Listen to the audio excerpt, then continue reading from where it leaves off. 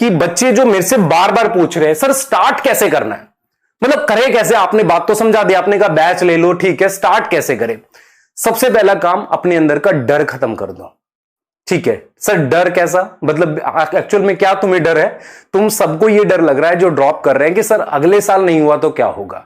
मैं आपको एक चीज क्लियर कर देता हूं बेटा कि तुम्हारे अंदर का ये जो डर है ना, ये तुम्हें प्रेशर देगा और तुम्हारी परफॉर्मेंस हमेशा गिरेगी।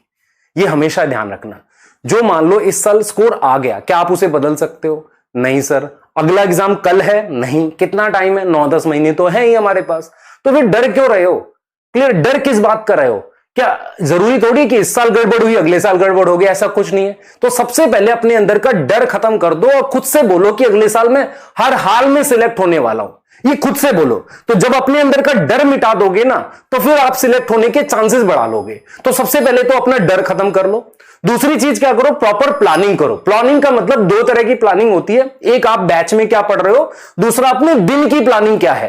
तो आपको अपने दिन को भी प्लान करना पड़ेगा। मैं इतने इतने घंटे पढ़ूंगा, इतने इतने घंटे डीपीपी सॉल्व करूंगा, इतने इतने घंटे सोऊंगा। एक प्रॉपर प्लानिंग करो। उसके साथ आप उसको एग्जीक्यूट करो प्लानिंग को कुछ कुछ छोटे छोटे पैचेस में। 1 वीक तक प्लानिंग एग्जीक्यूट करी, 1 मंथ तक करी। इस तरीके से प्लानिंग को आप क्या करो, एग्जीक्यूट करो। अब मैं यहां पर एक चीज बताता हूं जो मेरा एक्सपीरियंस है। लास्ट ईयर बेटा मैं तीसरा यकीन है जो पढ़ाने जा रहा हूं। जब 1-2 महीना निकल जाता है तो बच्चे क्या करते हैं, वो पेशेंस खोने लगते हैं। मतलब क्या हुआ, उन्होंने अपने अंदर से डर खत्म किया पर परमानेंट खत्म नहीं किया। उन्होंने क्या किया, अपने दिमाग में रख लिया कि इस साल मैं फेल हो गया था। सही है। अब क्या किया, उन्होंने बैच में पढ़ना स्टार्ट किया।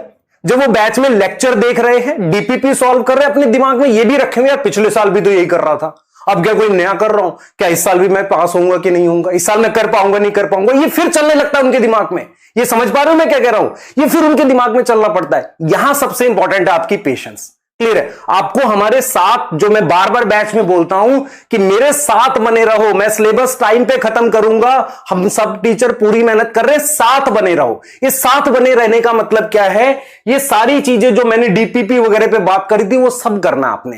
तो ये जो पेशेंस है ना, इस पेशेंस को आने वाले 5 महीने तक अपने अंदर बना के रखना है। घबराना नहीं है। आप अगर सारी चीजें प्रॉपरली करते जा रहे हो तो आपको फिर डर क्यों लग रहा है, तो आप खो क्यों रहे पेशेंस ये सोच के कि लास्ट ईयर भी तो मैं यही कर रहा था। क्लियर है? ऐसे ही बेटा बहुत सारे बच्चे कहते हैं कि हम डर को कैसे मतलब ओवरकम करें। मैं तेरे से एक सवाल पूछता हूं, इस साल मान ले कोई गड़बड़ हुई, ठीक है, और डर तुझे लग क्यों रहा है, मैं बताता हूं क्यों लग रहा है। तुझे ये लग रहा है कि यार अगले साल भी मेरा क्या नाम है पेपर खराब हो जाएगा, मैंने ओएमआर गलत भर दी थी, या मैंने क्या ऑफलाइन में प्रैक्टिस नहीं करी थी बहुत ज्यादा ओएमआर भरने की। मुझे बता बेटा 500 बार प्रैक्टिस कौन करता है? कोई नहीं करता। ऐसे ऐसे रीजन तुमने बना रखे हैं अपने फेलियर के, मेरे साथ ये हो गया था, उस दिन प्रेशर में ले नहीं पाया था। तो तुम्हें ये समझना पड़ेगा कि किसी भी चीज के 2 तरह के कारण होते हैं। मैं तो आपको एक एग्जाम्पल से समझाता हूं। बेटा क्या हुआ था, 1857 की जो लड़ाई थी इंडिया वाली, वो कैसे हुई थी, उसका जो इमीडिएट कारण क्या था कि गाय के जो हमारे पास गाय से बने हुए कारतूस, या हम बोल सकते हैं किसी और चीज के कारतूस से जिसे दांत से काटना था, उसको लेके म्यूटिनी हुई थी। वो इमीडिएट कारण था, वो तुरंत कारण था।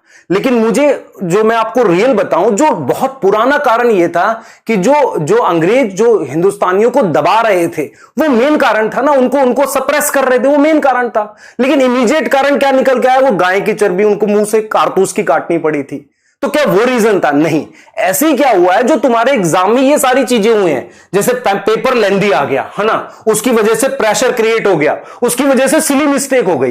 ये कौन सा बेटा, ये क्या चीज थी एग्जैक्टली? ये वो कारण था जिसे आप इमीडिएट कारण बोल सकते हो। लेकिन मैं आपको बेटा, आप मेरी आंखों में आंखें डाल के बताना, क्या ये रियल कारण था? अगर असली कारण आप खुद से आज पूछोगे तो असली कारण क्या आएगा कि हो सकता है आप में से कुछ बच्चों की तैयारी काफी ना हो। सही है। हो सकता है आपने डीपीपी सारी ना लगाई हो सकता है आपने टेस्ट सारे ना दिए हो, सिलेबस टाइम से खत्म ना किया हो। आप बताओ जरा, क्या मैं सारी बातें मतलब झूठ बोल रहा हूं यहां पर? हो सकता है आपकी प्रैक्टिस उतनी काफी ना हो। ये तो सिर्फ लक है ना बेटा, ये तो लक है कि आप उस दिन प्रेशर ले पाए नहीं ले पाए। इसके लिए तो आपको अपने आप को समझाना पड़ेगा। इसकी बहुत प्रैक्टिस थोड़ी कर सकते हैं बार बार ओएमआर भरने की, नहीं। आपको क्या है, इन चीजों को परफेक्ट कर सकते हैं। तो अगर अपने दिमाग में आप रियल रीजन फाइंड आउट कर लोगे, मैंने टेस्ट कम दिए थे, मैंने डीपीपी कम सॉल्व करी थी, अगर रियल रीजन फाइंड आउट कर लोगे तो आपके फेलियर के बेटा चांस कम हो जाएंगे। आपको डर नहीं लगेगा, आपको ये लगेगा कि ये जो रियल कमियां हैं मैं इस साल दूर कर रहा हूं तो मैं फेल कैसे हो जाऊंगा। ये समझ में आ रहा है? लेकिन अगर आप इनको सोचते रहोगे तो आप ये कहोगे यार इस साल डीपीपी तो बना रहा हूं और उस दिन मेरा ओएमआर गलत भर गया, फिर बेटा इसके लिए थोड़ी कुछ कर सकते हैं। मान ले तो ये कोई लॉजिक थोड़ी हुआ कि आप ओएमआर सही फिल, वो तो प्रैक्टिस करोगे हो जाएगा, उसमें कोई बड़ी चीज थोड़ी है। पेपर लेंदी आएगा, अब पेपर लेंदी आने पे किन बच्चों को ज्यादा प्रॉब्लम हुई? जिनकी डेप्थ कम थी कुछ लाइनों की, वो जब फंसे तो उनको ऐसा लगा कि यार सब पेपर खराब हो गया। तो यहां पर मैं आपको ये बार बार समझा रहा हूं कि हम आपके साथ हैं, हम आपको करा रहे हैं, लेकिन आपको ये समझना पड़ेगा कि आपके जो मार्क्स कम आए उसके रियल रीजन फाइंड आउट करो। जब तक आप रियल रीजन पे काम नहीं करोगे तो चीजें ठीक नहीं होंगी। आप क्या कर रहे हो? आप अपने आप को मतलब ऐसे मोटिवेट कर रहे हो कि यार ये सब हो गया था, सिर्फ ये नहीं था और भी चीजें थी, उनको पता करो तब कुछ हो पाएगा ना। जब तक आप उसको सॉल्व नहीं करोगे तो नहीं होगा। तो अपने अंदर का डर कैसे खत्म होगा? जब आप अपने आप से ये प्रॉमिस करोगे कि मैं पूरी मेहनत करने वाला हूं, मैं इन चीजों को देखूंगा, कैसे नहीं पूरी होगी, जब ये पूरी होंगी तो मैं कर पाऊंगा। जब आप ये चीज अपने अंदर ले आओगे फिर बेटा ये तो फिर वो चीजें हैं जिसको टाइम के साथ बड़े आसानी से जीता जा सकता है। अब 20 ओएमआर भरो, प्रैक्टिस हो जाएगी। ऐसा थोड़ी 5000 ओएमआर भरनी है आपको, ऐसा कुछ नहीं है। क्लियर है ये चीज? ठीक है।